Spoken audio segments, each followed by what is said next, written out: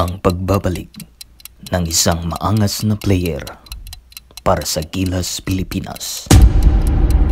Walang iba kundi ang tinaguriang The Beast, Calvin Abueva.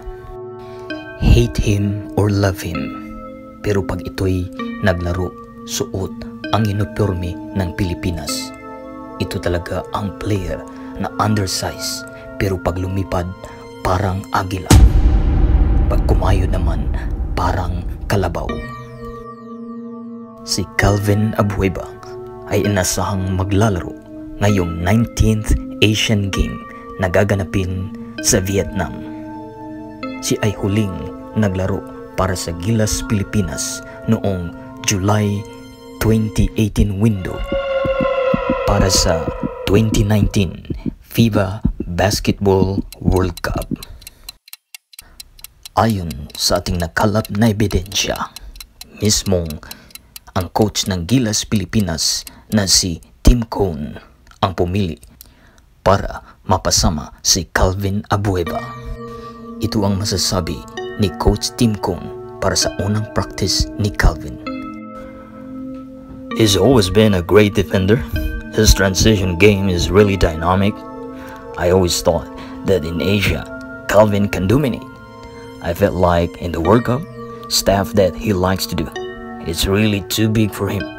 But in the Asian game level, he can absolutely dominate.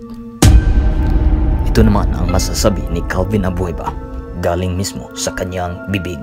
Ano ang kanyang naramdaman? First na nakabalik ulit tayo dito. Lapit nga sa sa family ko na. Siyempre nanonood din ako ng mga laro ng Gilas din. Yun nga, medyo may mga intensity na kulang pero just honor na nakabalik at pinagdasal ko na yun nga, makapaglaro as a age 35. And yun, kung nabi nga, kung mabigyan ako ng pagkakataon ulit, 110% sige ko dito sa laban na.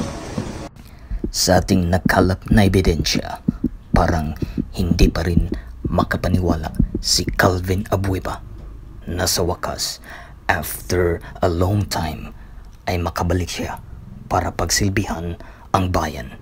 Ito ang kanyang masasabi. Actually, hindi ko naman hindi ko ma-feel na kumbaga parang, uy, si Calvin is going back again. And yun, natuwala ako dahil si Boss San pa tumawag sa akin para i-confirm na sama ka dito, kaya kailangan mag-prepare.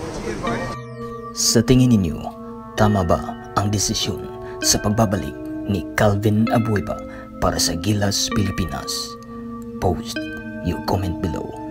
This is Bisdak Travel Sports.